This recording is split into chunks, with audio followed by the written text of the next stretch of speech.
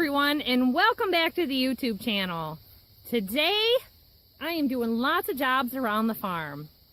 So husband wants to cut up this tree that's down here. There was another cottonwood tree right here and it was dying, so he cut it down, had some chainsaw trouble. It's been sitting here since last summer. Time to get it cut up, have that out of this hayfield, and have it set aside for doing maple syrup.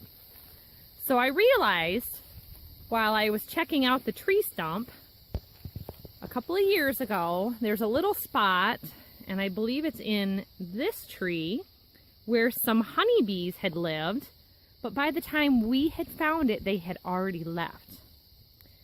That was probably 2 or 3 years ago. So, remembering that, I kind of looked around just to see what was going on. And I found that he had some wood here still from the limbs to cut up. So I weed whacked around that. You know I use ear protection when I'm weed whacking. So I took it off. I loaded up my stuff into the back of the Suburban and I could hear buzzing. So I kept looking around and I couldn't find that hollow of that tree. There's all these wild grapes growing up. I could see bees flying around. And I saw these little berries here. So I kept watching. After about 2 minutes, I looked up and I saw where they are. Right where this tree splits, the bees are flying in and out. I kept watching. Right through that line, there are bees crawling. I don't know how well you can see this because the sun is in my eyes. But they're up there. So I am setting a bait hive.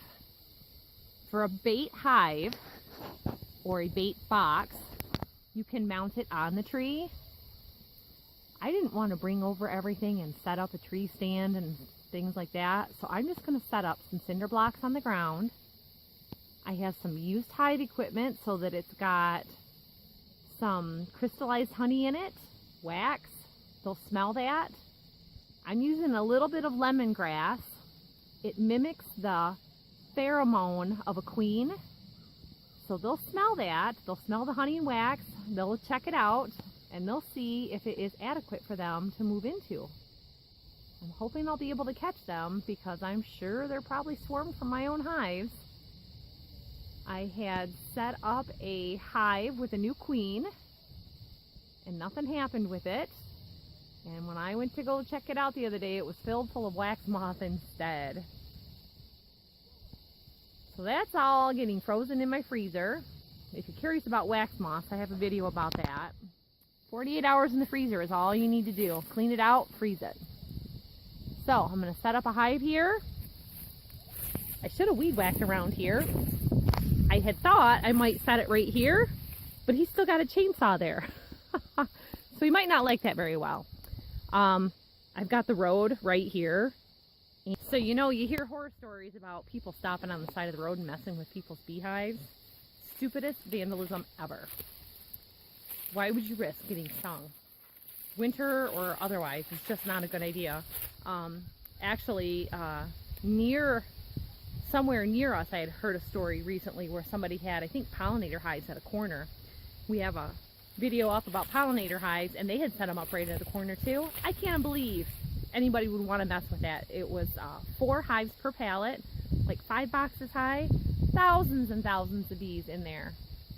So I think I'm going to set it up between the front 2 trees to give him a little bit of workspace maybe. And yeah, I'm wishing I would have bothered to weed whack it. They'll smell it, they'll find it. It's just going to be here on the edge of the hayfield, so I'll be able to keep an eye on it real easy because we are doing hay right now. So watch me get it set up. I brought everything with me. I've got cinder blocks. I do 2 rows of 3 and I set them on their sides. I've got a brood box. You can leave frames out of it if you want. If you're doing just a smaller box, a lot of times people will put 2 or 3 frames in it for the scent. I just brought the entire everything here so that if they move in, I'm going to put an entrance reducer on it. We have hornets and stuff at this time. See, I've got a bee in the car right now. They're already smelling it, so I got to get this out of here.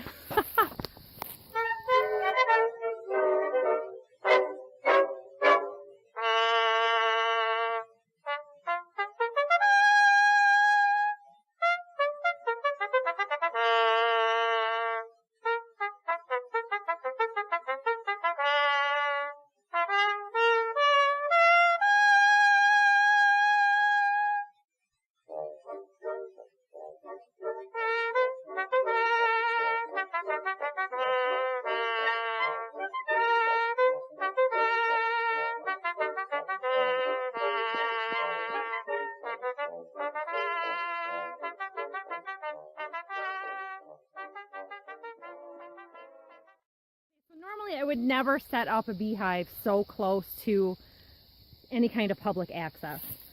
That being said, there's no way I'm getting those bees out of that tree without a bee vacuum. I don't have one. I don't feel like rushing around to make one. People make bee vacuums out of a 5-gallon bucket vacuum. The trouble is you can kill the bees doing that. So I'm putting a couple rocks on there in case we get a wind. I always set my beehives facing east. That way they get the morning sun and it tells them, wake up sleepyheads, let's get going. You can also face them south if you like. Some people do that. We very rarely get a wind from the east going to the west, so this is a good way for them to kind of find this. That bee that was flying around here in the back of the Suburban followed me right over there, and maybe she will go and tell all of her sisters, hey, here's a little beehive for us, let's go check it out. If the queen moves in, everybody else will follow. Being that it's getting colder, they are not planning on staying there, and sometimes they will only stay in a place like that for a half an hour to a couple hours. So this is a super find for me. I have gone for walks in the past trying to find beehives. So I put an entrance reducer on it because it is also hornet season, and hornets are robbers of anything honey.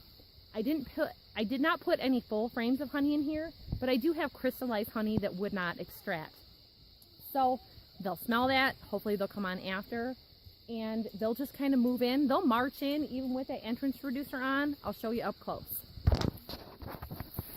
I've just got it on the like 1.5 inch opening, and you can adjust this. There's different cuts as you turn it so that it can be closed entirely off or open about 4 or 5 inches. So I'm going to leave them to it, and I'll check back on that while we're doing our hay tomorrow afternoon and see if there's any activity. I have to show you, everybody, it's working. It has been a couple of hours. I am not kidding. We have been doing farm chores all day long. This has been a day of doing things. I thought I would come out and check out the hive box tomorrow. We happen to be out here tonight because we're over here cutting up some wood. The wood I showed you. Look at how many bees are on this. That one little bee went back and told everybody else, and I don't know if with the sun you can see them. They are flying everywhere. They're like, where's it at? Where's it at? Oh, hey, yeah, there it is. So they're up in that little crotch of the tree, and they are flying around this whole area. And of course, I'm not bee suited up right now. They will actually fill their bellies full of honey and move. So there's gonna be, if there is, wax up in that tree. So once they get moved,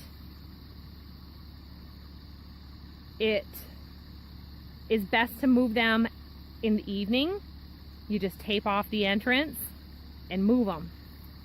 Sometimes a few bees are left behind, but I can take that good, nice, clean wax, and if there's any honey in it, keep it. They will have honey stores in here, and they have all the pollen going on. There's goldenrod growing all up through here. All down here, goldenrod. Right here, alfalfa. clover. All this clover is going to be blossoming. So they could actually stay here, and then I could move them closer to the house when it gets cold. But I just had to show you how great this is working, how fast it's working. I've never had this work, so I'm super pleased about it. Having some drawn comb on hand from extracting my honey a month ago really, really helped. So I'm gonna end up with a captured swarm. I'm sure they probably swarmed for my own bees because last year and this year I haven't been a great manager of the bees. Things have been busy. So I will check on this in probably a couple of days, switch that hive entrance to the bigger opening, and then just take it out probably within a week, kind of depending on how they do. So thanks for watching, everybody. I am done for the day. It's been a long, long evening. I got to get some dinner and do some errands. We'll see you next time, everybody. Hit the like button. Remember to subscribe. Bye-bye.